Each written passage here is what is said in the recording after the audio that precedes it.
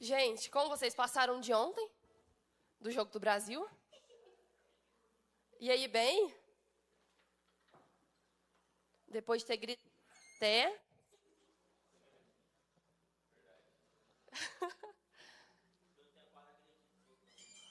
Oi? É verdade. Como que chama? O que ele é? Ah, malhou o Judas, que tava torcendo pro Haiti. Salomão levou vassourada.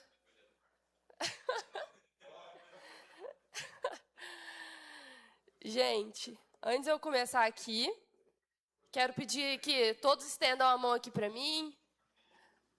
Senhor Deus, que o Senhor venha falar através da minha vida para cada jovem aqui, Pai, para mim, que seja o Espírito Santo conduzindo essa palavra, que não seja eu seja apenas um instrumento aqui, Pai. Em nome de Jesus, abençoa cada jovem aqui, Pai, que seja uma palavra plantada no coração deles, Pai, em nome de Jesus. Amém? Amém. Pode sentar, gente? Gente, eu vou ter que ir parando porque minha voz tá...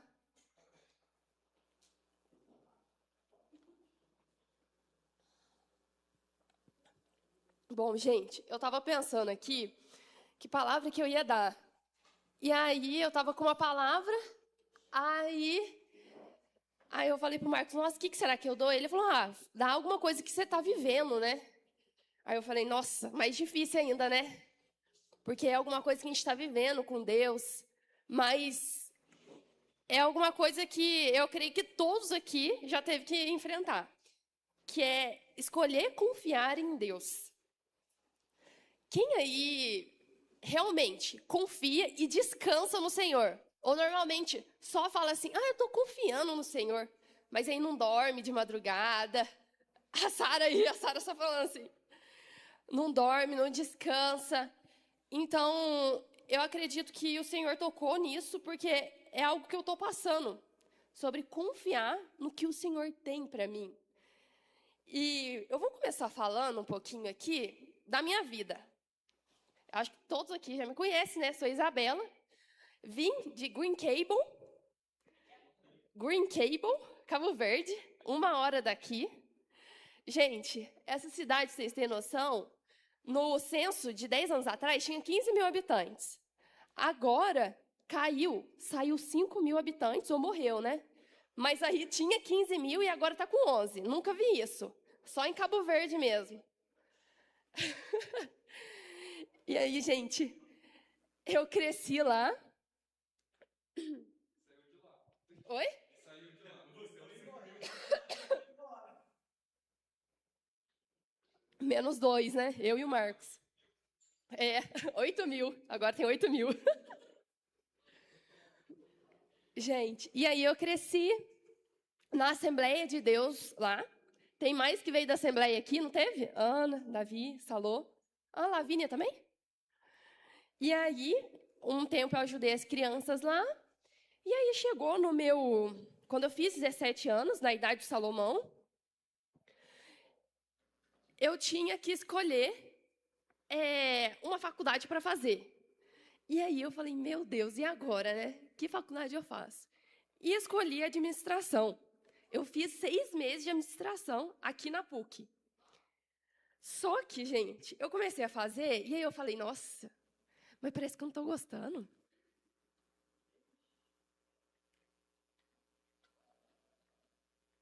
E aí eu falei, meu Deus, e agora? Com 17 anos, gente, é muito difícil escolher. Você não sabe o que você gosta, o que você quer. E aí, fiquei 6 meses. Aí eu falei pro Marcos, falei assim, amor, eu não estou gostando de administração. Ele falou assim, não, vai para odonto, você vai amar. Aí eu, nossa, será? Minha mãe é dentista também. Eu falei, nossa, quando a minha mãe eu ajudava a minha mãe, eu falava, não, nunca vou ser dentista, não gosto disso aqui, não. E aí acabou que o Marcos falou assim, é tua cara, vai que você vai gostar. Eu falei, então tá, né, eu vou. E aí, gente, comecei em 2022 e, se Deus quiser, final do ano eu formo. Alguém pode dar um glória a Deus? Glória. E aí comecei. Gente, vocês vão ter que me ajudar aqui hoje.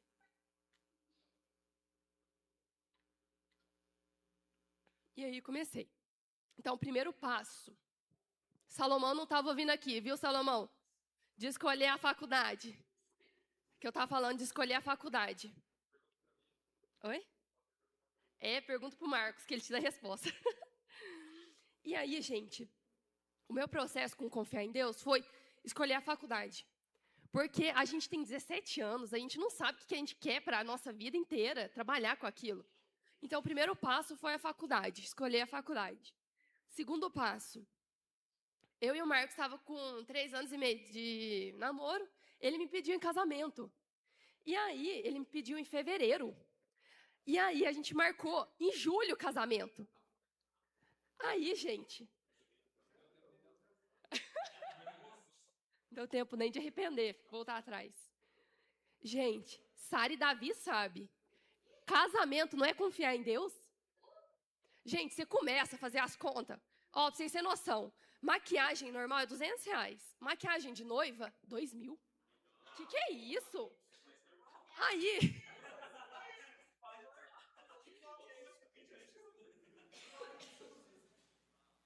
Tudo para casamento triplica. Aí você começa a fazer as contas, você fala, não vai dar. Não, vamos adiar isso, não vai dar. Mas Deus, o que é? Deus ama casamento. Não ama? A gente marca. Gente, é um negócio de doido. Deus vai fazendo acontecendo. Quando vê, ganha isso, ganha aquilo, ganhei maquiagem. Ganhamos um tanto de coisa. Só sei que foi aparecendo. No dia do nosso casamento, a gente não tinha muito dinheiro para levar para a lua de mel. Do nada, um primo meu chegou no Marcos, deu um dinheiro para a gente ir. Mas assim, foi tanto milagre acontecendo. O apartamento, eu falei pro Marcos, eu quero morar no centro. Mas eu falei, nossa, será que eu não estou sendo muito crítica, né? Quando vê, Deus arruma um apartamento aqui na Assis, com preço bom. Então, assim, o nosso processo de casar foi confiar em Deus. Porque se a gente colocou tudo na ponta do papel, não dava. A gente entregou para Deus. E aí, tá bom, casei e vim para cá. Só que eu estava na metade da minha faculdade. Tinha feito 2 anos. E eu estudava em Alfenas, na Unifenas. E aí, eu ia fazer aqui na PUC. Só que na PUC ia prorrogar 1 ano e meio da minha faculdade. Ia formar final do ano que vem. E aí eu falei, meu Deus, não. Imagina, mais 1 ano e meio de faculdade. Eu não vou dar conta. E aí, por Deus, eu falei... O Marcos falou assim, tem uma em São João, Unify. Manda teu histórico lá e vê a previsão que você vai formar. Quando vê, deu para formar no final desse ano. Aí eu falei, nossa, mas tá, que é melhor. Mas eu vou ter que pegar carro, ir para lá todo dia. 2 horas de viagem, né? Dirigindo. Porque não tem van, que meu horário é integral. Eu chego lá às 8 e volto mais ou menos umas 6. E aí eu falei, nossa, mas será que eu dou conta de dirigir durante 2 anos e meio? E aí que entra a maior parte da minha confiança, que Deus tem trabalhado a minha confiança nele. Por quê?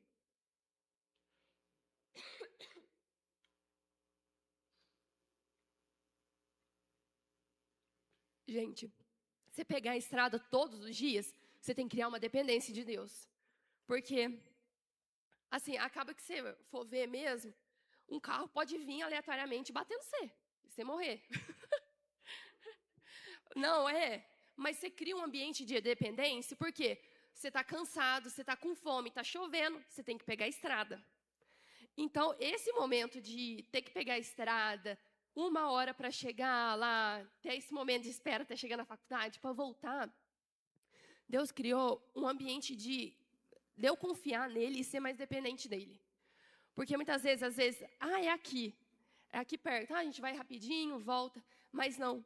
Quando a gente tem que fazer um esforço a mais, a gente vê a mão de Deus. O tanto que Ele me protege, tem me guardado. E nessas viagens, o tanto que Ele tem falado comigo.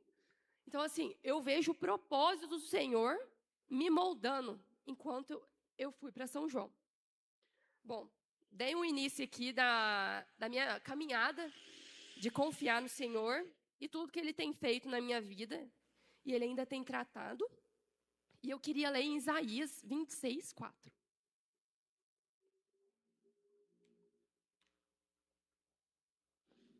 Marcos, você quer ler? 10 minutos de pregação e já estou sem voz. NVI. 26.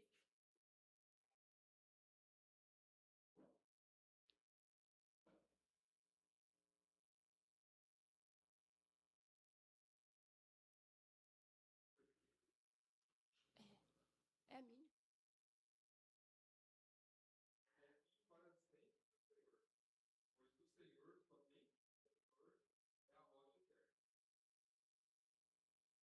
Gente, então eu vou falar hoje sobre o que vocês acham que é confiar numa pessoa.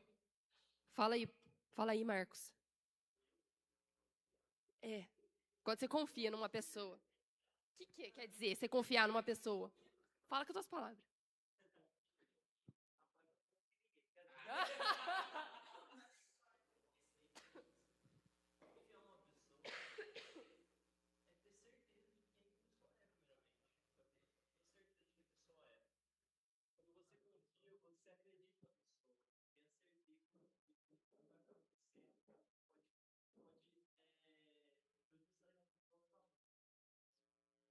Exatamente. A definição é: confiança é a crença ou convicção na integridade, lealdade e capacidade de alguém. É uma expectativa positiva de que o outro agirá de forma previsível, aceitando a vulnerabilidade da relação. E eu tenho uma pergunta para vocês. Em quem temos depositado a nossa confiança? Isso aqui é muito forte. Porque quando a gente está num momento mais tranquilo, a gente fala, nossa, com certeza no Senhor. Mas quando o trem aperta, aí a gente vê em quem a gente tem confiado. Se é nas nossas próprias forças, na nossa capacidade, ou se é no Senhor. Então, é o que o Marcos falou. Para confiar em Deus, precisamos, primeiramente, conhecer a Deus. E como que a gente conhece a Deus? Como? Pode ir falando, gente. Isso. É o que vocês falaram. Relacionamento, lendo a Bíblia e, tipo, Sara e Davi. Por que a Sara confia no Davi e o Davi confia na Sara? Porque eles têm um relacionamento, né? Eles vêm na igreja, servem ao Senhor. Eles têm um relacionamento. É tipo, quando eu comecei a namorar o Marcos, eu ainda não conhecia ele. Gente, mas eu tinha tanto ciúme dele. Eu morria de ciúme do Marcos, porque eu não conhecia ainda ele. Mas a partir do momento que você conhece, aí tá, eu sou um pouquinho ciumenta ainda, mas gente, mas era muito.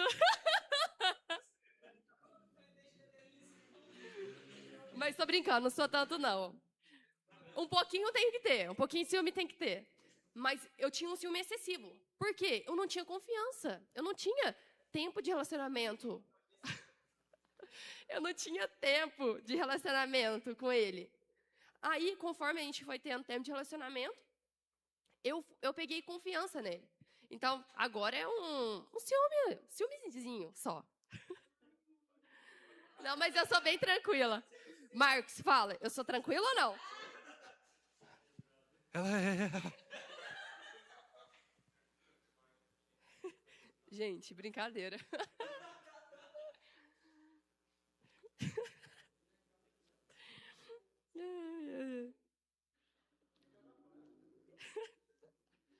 Gente, então, para a gente conhecer a Deus, eu trouxe alguns atributos dele. Primeiro, Deus é misericordioso. Lá em Lamentações, está escrito: graças ao grande amor do Senhor é que não somos consumidos, pois as suas misericórdias são inesgotáveis.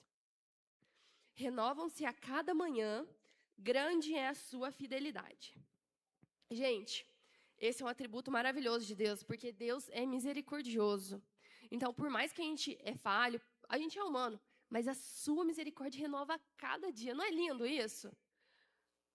É muito lindo. Então, mesmo quando falhamos, Ele continua nos recebendo. E eu penso assim, meu Deus, que misericórdia e paciência que o Senhor tem conosco, né? Quantas vezes Ele corrige a gente volta, e aí Ele tem paciência para nos guiar no caminho certo. Deus é compassivo. Gente, Deus se importa com as nossas dores e lutas. Então, muitas vezes a gente pensa, não, é um negocinho só que eu tô no meu coração, não vou falar para o Senhor.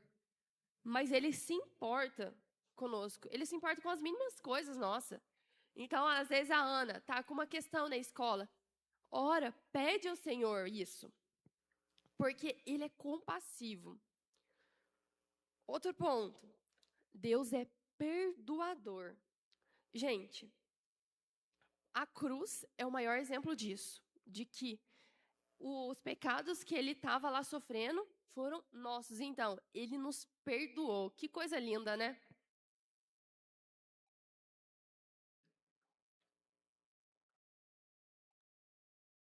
Ele nos perdoar. Muitas vezes, a pessoa erra umas 2 vezes com a gente. A gente já fala assim, nossa, não.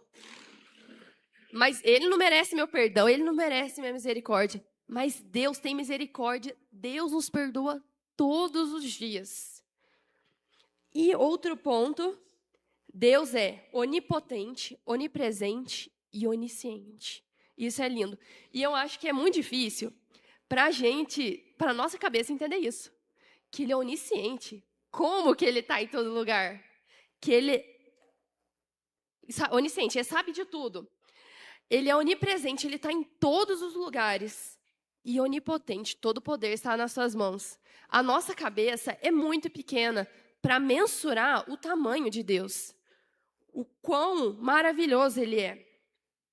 E outra, Ele é constante, como a gente leu. Ele é uma rocha eterna. Então, não é que nem a gente. Tem dia que está bem, tem dia que está mal, tem dia que está animado. Não, Ele é o mesmo.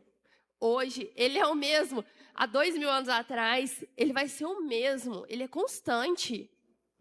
E isso é muito difícil porque a gente está no corpo humano. Então, a gente tem tendência de estar cansado, estar mais animado num dia. Mas Ele não. Ele é constante na nossa vida.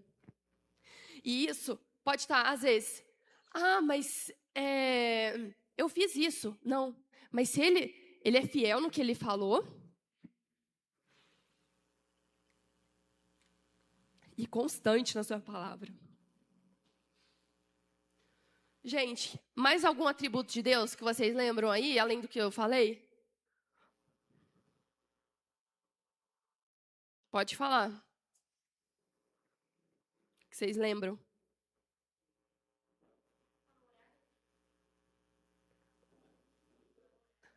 O amor. Verdade, Sara.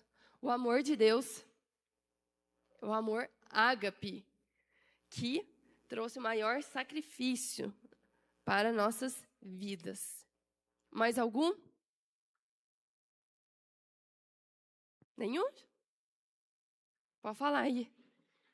Quero que vocês participem, gente. Ele é justo. Ele é justo. Enquanto muitas vezes... Gente, Ele é justo, enquanto muitas vezes a gente... às vezes quer fazer justiça dos nossos próprios olhos. Não. Mas Ele tem a sua própria justiça. E, gente, segundo, então, primeiro, é necessário conhecer a Deus, conhecer seus atributos, quem Ele é, o que Ele faz, e Ele não depende das nossas necessidades, do nosso caráter para fazer nada, porque Ele é Deus, Ele não oscila de acordo com a gente. Então, primeiro, conhecer a Deus. Segundo, é necessário maturidade espiritual.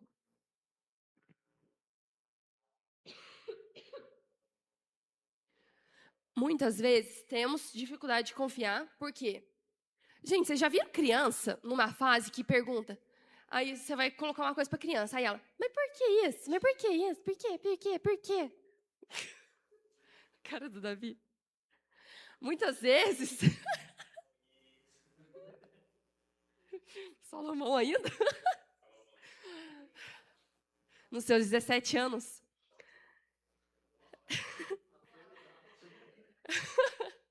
Gente, então, muitas vezes a gente quer ficar perguntando para Deus, Deus, mas por que isso, por que aquilo? E muitas vezes ele só quer que a gente, tá bom, é a tua vontade sendo realizada. E glorificar o Senhor, apenas isso. Muitas vezes não é ficar perguntando, Deus, por que assim, por que aquilo? Não, apenas aceitar a sua soberania na nossa vida. E a maturidade nos ensina a descansar em Deus, mesmo quando não compreendemos os seus caminhos. Então, um texto que eu peguei aqui, que está em 1 Coríntios 13, 11. Quando eu era menino, falava como menino, sentia como menino, pensava como menino. Quando cheguei a ser homem, desisti das coisas próprias de menino. Então, Paulo aqui mostra que a maturidade em Cristo, ela nos exige mudança de mentalidade. Por quê? A criança, ela quer tudo na hora. Então, assim, às vezes, sobremesa. Esse quer sobremesa antes do jantar. Ai, me dá sobremesa, me dá sobremesa, me dá sobremesa. Não, vai ser depois. Criança não sabe, não tem essa maturidade de entender. Não, primeiro vai ser o almoço, depois a sobremesa. Ela quer tudo na hora. Receba aí, Davi. Só vi a Sara apontando aí. E ela fica frustrada quando não é de acordo com os planos dela. Isso é muito forte, porque eu vejo assim, ó, é um trabalhar de Deus na minha vida, principalmente. Muitas vezes, quem é colérico, eu acho que vai entender que é tudo do seu jeito. Que é tudo do seu jeito, na hora. Ai, meu Deus, se era para andar reto, virou. Meu filho, volta, volta. Salomão? Gente, quem é colérico aqui, eu acho que tem uns traços assim. Quer tudo e tudo andando no jeito dele e fica frustrado se não der do jeito. Tem dificuldade de esperar. Nossa, falou em esperar pro colérico? Meu Deus do céu. Eu tô aqui, ó. Eu tô aqui, meu Deus.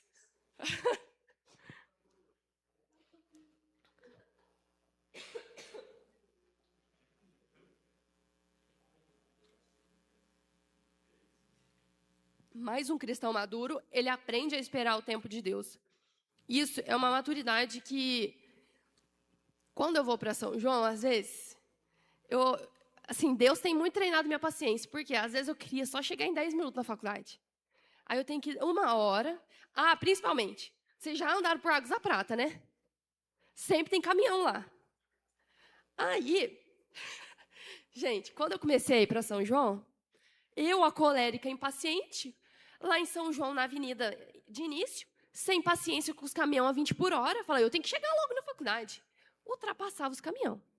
E ultrapassava em linha contínua. Aí, um dia, chega uma multa.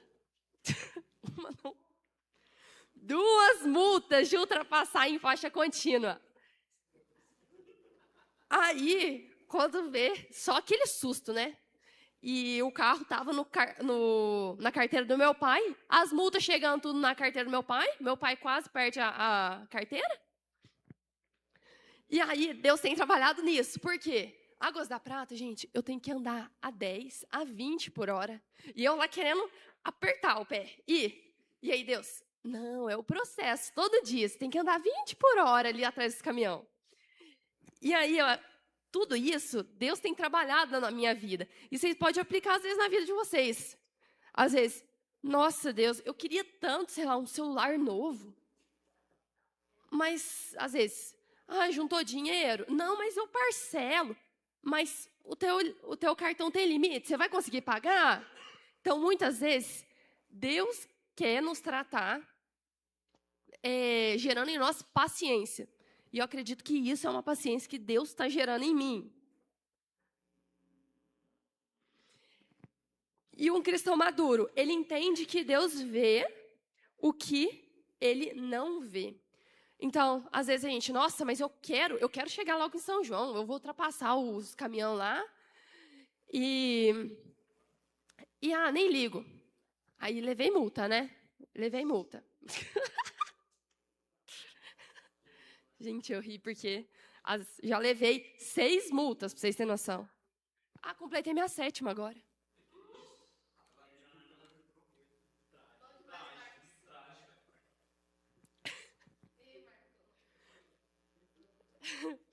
Gente, o cristão maduro, ele continua confiando mesmo sem respostas imediatas. E isso requer uma paciência nossa. Isso que para quem é muito, às vezes, para um fleumático que nem o Marcos, não, Deus vai falar. Deus vai falar. Para mim, nossa, meu Deus, mas o Senhor não está falando nada. O que será? Será que é alguma coisa comigo? Então, vocês vão se identificando. Se vocês são, qual que vocês acham? Vocês são os mais impacientes? Ou vocês são, não, Deus sabe de tudo, Deus está no controle. E aí, qual que vocês são? Impaciente? Quem é impaciente aqui? Impaciente. Só o Gui e a Ana? Falou? Ou gente que fala, não, Deus vai prover. Deus vai prover.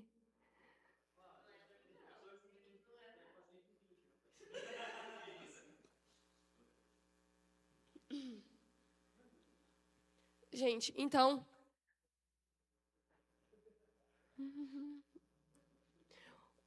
quem é espiritualmente imaturo vive oscilando. Hoje está confiando, hoje fala, não, Deus vai resolver meus problemas e tal. Amanhã, nossa, mas não sei o que eu vou fazer. Gente, Deus tem trabalhado muito isso na minha vida. Porque tem dia que eu falo, nossa, não, Deus está no controle. Tem dia que eu, amor, não vai dar certo. Eu não vou passar. E eu acredito, assim, que Deus está trabalhando muito isso, de uma constância na minha vida.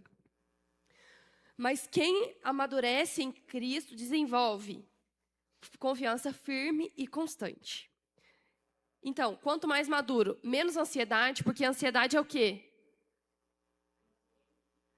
Ansiedade. Não, ansiedade é o quê?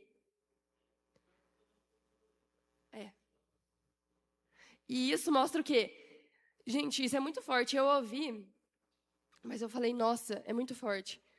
Quando a gente, muitas vezes, tem a ansiedade e tal, mostra que a gente não confia totalmente na soberania de Deus.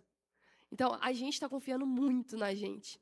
E isso me pegou porque eu falei, meu Deus, eu não estou confiando no Senhor. Muitas vezes, Senhor, será que vai dar certo isso? Será que vai dar certo aquilo? Mas a gente não entrega, pensa que nas nossas mãos, eu fazendo aquilo vai dar certo, mas entrar nesse lugar de dependência do Senhor é muito difícil e Deus tem trabalhado. Então,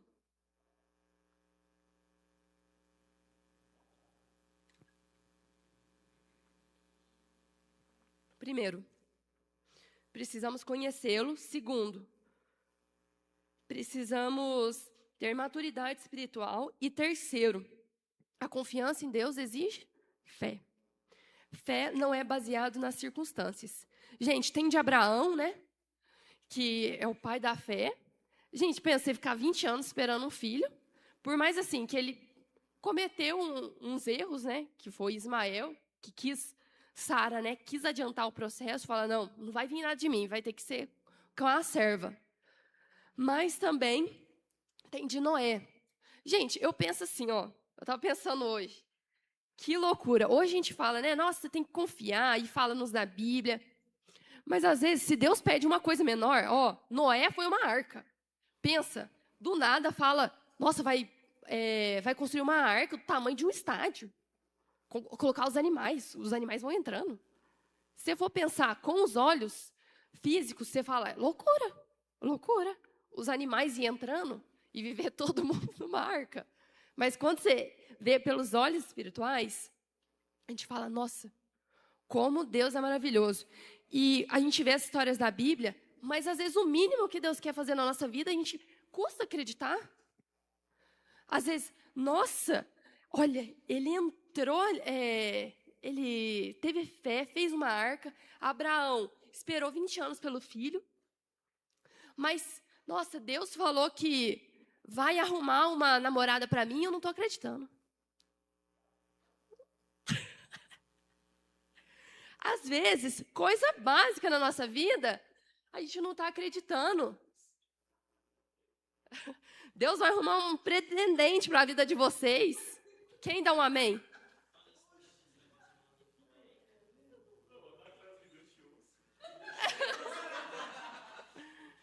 Oi, Gui.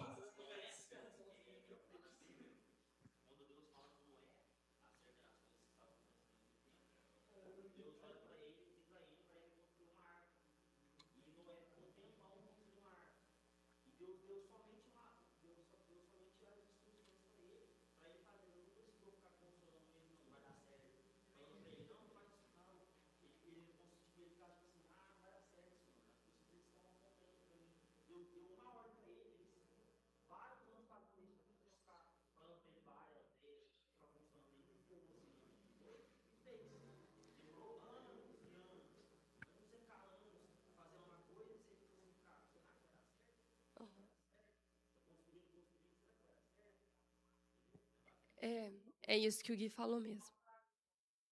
É, é, é obediência, né, ao Senhor. Então, Deus dá uma ordem sem questionar, sem nada. Imagina, ele podia falar, nossa, Senhor, o que é isso? Que nem um cristão que eu vejo que foi imaturo, Jonas. Deus falou assim, vai para Nínive, Jonas. Aí foi, Deus ainda teve compaixão dele, caiu dentro da boca do peixe lá e voltou ainda para Nínive. Só que ele pregou e ainda ficou resmungando, ficou falando, ai Deus, mas para que você vai salvar esse povo? Então, a gente tem muitos exemplos bíblicos. Então, um cristão maduro, Noé, que apenas com uma direção, ele fez uma arca e sem precisar falando, sem precisar reforçando. Só obedeceu. Agora Jonas já não. Nossa, mas esse povo? Você vai salvar esse povo? Já com síndrome de superioridade. Eu sou muito melhor que esse povo. O Senhor vai perdoar o pecado desse povo? Então, e ainda Deus teve misericórdia e levou ele. Só que depois ele ainda, debaixo da figueira, né? De uma árvore, eu não lembro qual. Ele ainda resmungou lá com Deus. Então, que a gente possa também ser gratos e obedientes a Deus. Então, é necessário ter fé, mesmo quando a gente não tem respostas. E quarto, confiar em Deus e entregar o controle. Gente, para mim isso é muito difícil. De verdade. Eu acho assim, muitas vezes eu penso, não, mas eu sei fazer, eu sei, não, eu sei. Eu. Meu Deus do céu. Eu tenho que orar bastante. Muitas vezes, porque a gente vive numa sociedade que é tudo em volta nosso. Porque você tem que ser feliz. Porque você tem que fazer, que você vai ganhar, os coach, né? Você vai vencer. Então, é cheio de tudo em volta do eu. Não tem nada que é tirando, só que é para servir. O povo só está falando, não, os outros têm que te servir, você tem que fazer, você que tem que se lanchar. Mas não fala do servir. Você entregar o controle. Então, muitas vezes... Gente, aqui, ó, esse entregar o controle. É muito exemplo. Vocês dormem no carro ou não? Quando alguém está dirigindo, né? Lógico. Lógico, né?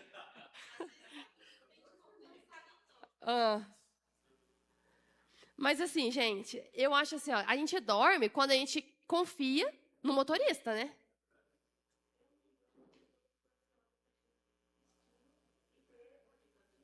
A Ana chegou de ver a viagem inteira.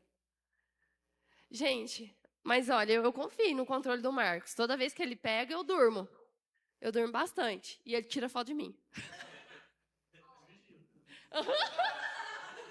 Dirigindo, tirando foto de mim. Mas é isso, gente. Quando a gente entrega o controle, a gente entrega tudo de nós. Então, tudo do eu sei, eu vou fazer, a gente entrega no controle dele. Não. É o Senhor que sabe fazer. É o Senhor que sabe o futuro, sabe o melhor para mim, e eu vou descansar.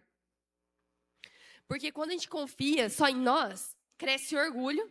Ah, porque eu sei falar, eu sei da Bíblia, eu sei isso, eu sei aquilo, eu sou bom nisso. Aumenta a ansiedade. Perdemos a paz. Mas quando a gente entrega o controle em Deus, então, como eu sei que eu estou entregando o controle para Deus? Porque, fala isso de confiar, mas que jeito que eu sei que eu estou confiando? Quando você confia, você descansa nele. Então, por mais, nossa, tem tanta coisa, mas eu confio que Deus vai fazer. Não é ficar parado também, eu vou chegar lá em casa, dormir, fazer nada também. Mas é se entregar para Ele. Toda aquela ansiedade, toda aquela coisa que tira a tua paz, se entrega para Ele. E nós aprendemos a depender do Espírito Santo. Isso aqui é muito forte, porque essa dependência é o que nos move todos os dias para a gente acordar e falar assim, Senhor, eu preciso que o Senhor... Se o Senhor não for comigo, eu não faço nada. Dá tudo errado.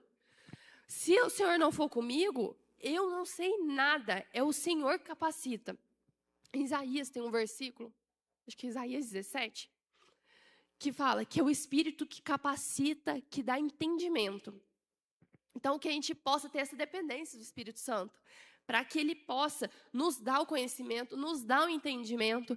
E eu vejo muito isso. Essa semana, eu fui fazer uma prova de pediatria lá. Nossa, a prova difícil. Não perdi média, mas eu estava meio apertada de nota. E aí eu falei, nossa, meu Deus do céu, essa prova é difícil.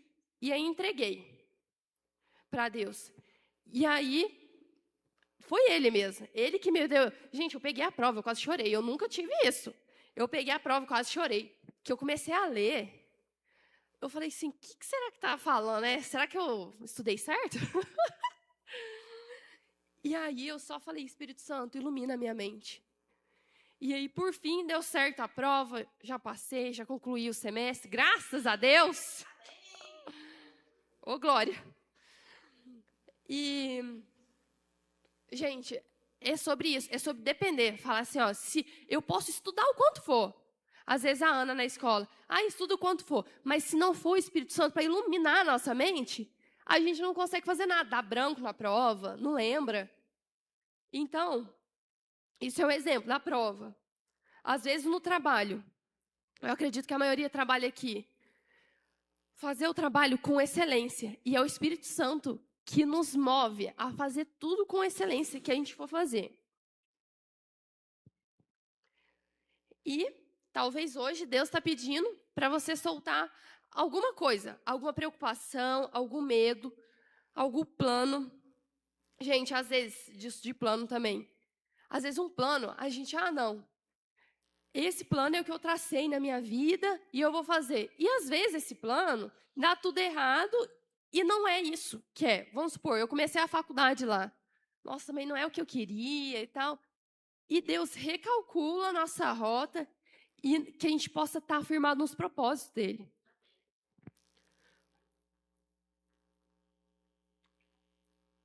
Seguindo os planos que ele tem. Por quê? Os planos dele são muito mais altos, muito melhores que os nossos. E por último, identificando os ídolos do coração. Gente, isso aqui é muito forte, porque muitas vezes a gente pensa, não, eu confio em Deus. E aí a pessoa que está do lado está passando alguma coisa. Não, confia em Deus, irmão. Aí quando chega a tua vez, você, ai meu Deus. Não é? Quando é a tua vez, aí você desespera. Aí você fala, nossa, mas não sei se vai dar certo, não, e chora e tal. Mas isso às vezes mostra a nossa ansiedade em certas situações que a gente não tem colocado a nossa confiança em Deus e sim em outras coisas. Isso é muito forte, porque é uma geração, não sei se vocês percebem, muito dependente do dinheiro hoje em dia. Então, a pessoa, ela firma no dinheiro. Se ela perde o emprego, ela destabiliza, psicologicamente, né? Fala assim, meu Deus do céu, mas não, agora acabou para mim, agora não vai ter jeito. Por quê? A confiança dela estava naquele dinheiro, naquele emprego que ela tinha. Quer falar alguma coisa aqui?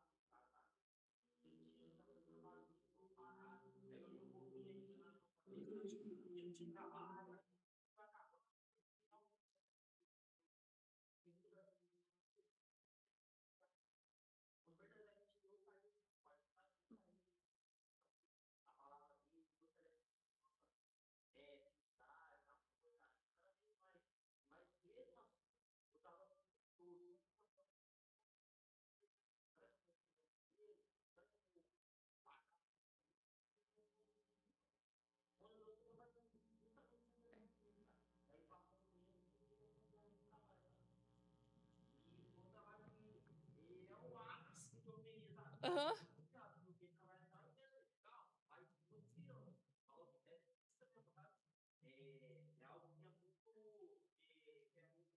Além.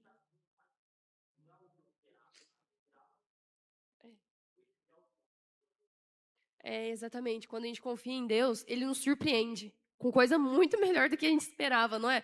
Às vezes a gente pede, nossa, Senhor, só queria um, um pouquinho, só isso aqui, só para eu sustentar. Deus dá muito mais. Que Deus, nesses momentos de teste de confiança que Ele faz conosco, né? De prova, Ele testa o nosso coração. E Ele vê o nosso coração. E isso é muito forte de ídolos do coração, porque é, é muito forte, porque eu vejo que tem uma geração que o ídolo é status, é dinheiro. Gente, nossa, sabe? É tá no meio da galera, é ser top, fazer o que todo mundo faz, aprovação das pessoas, carreira. Gente, o que tem de gente colocando como ídolo a sua carreira é muito. Nossa, a carreira tem que ser importante, a gente tem que dar valor nela, mas ela não pode ser a primeira coisa no nosso lugar, no lugar do nosso coração. Porque eu vejo muito isso, que eu vou ser isso, vou ser aquilo. E a vida com Deus, a pessoa... Muita gente da igreja, aliás, não daqui, estou falando, mas que vai na igreja, que fala que serve a Deus, mas o dinheiro, o status, a aprovação, sabe? Está muito acima. E a gente tem que cuidar no nosso coração para não entrar. Muitas vezes também está no primeiro lugar no nosso coração. Redes sociais. Às vezes, meu Deus, nossa, se eu ficar sem TikTok, sem Instagram, graças a Deus não tem, mas eu era bem viciada. Ai, nossa, se tirar aquilo, meu Deus do céu, não vivo sem. Então, a gente tem que tomar cuidado com ídolos nos nossos corações. E uma pergunta: se Deus removesse essa coisa, às vezes, que você acha muito importante, a gente continuaria confiando nele? Às vezes, pensa uma coisa importante na vida de vocês. Se Deus tirasse, vocês continuariam confiando em Deus? Nossa, minha carreira é muito importante. Se Deus tirasse, será que a gente continuaria confiando? É difícil, né? Porque a gente confia em muitas coisas aqui. E por fim, o maior exemplo de confiança nosso é Jesus. A verdadeira confiança é a submissão à vontade de Deus. Gente, isso aqui é muito forte. Porque Jesus, ele confiou no Pai. Quando ele estava no Getsemane, ele falou assim: Pai, que não seja feita a minha vontade, mas a tua. E é muito forte isso, porque muitas vezes confiar em Deus, não é? Nossa, vai ser o melhor agora que a gente vai pensar. Mas Deus sabe de todas as coisas. Ele sabe do futuro, ele sabe do nosso coração. Então,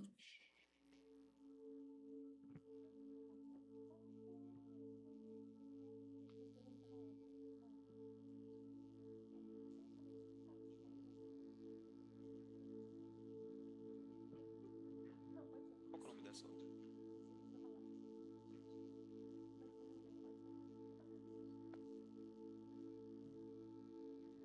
então Jesus foi o maior exemplo de confiança.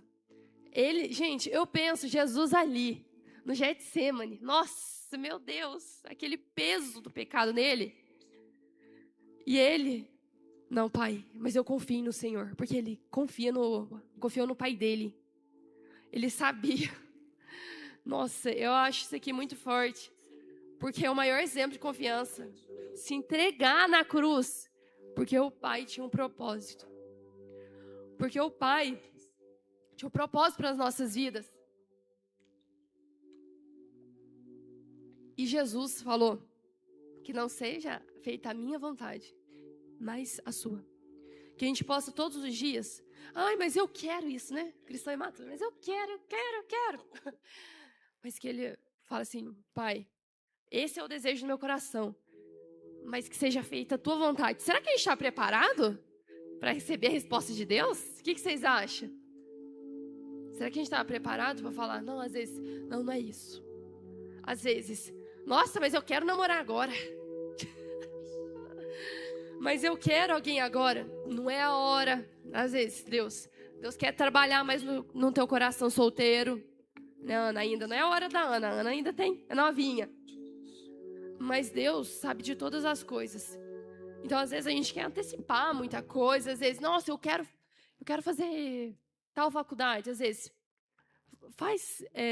quero fazer veterinária? A Ana, quero fazer veterinária. Então, a gente pergunta, Deus, essa é a minha vontade, é a sua também? Então, que a gente possa entregar, despir, né, de nós mesmos, das nossas vontades, do nosso eu, e entregar para Ele tudo que Ele tem, a confiança que Ele tem.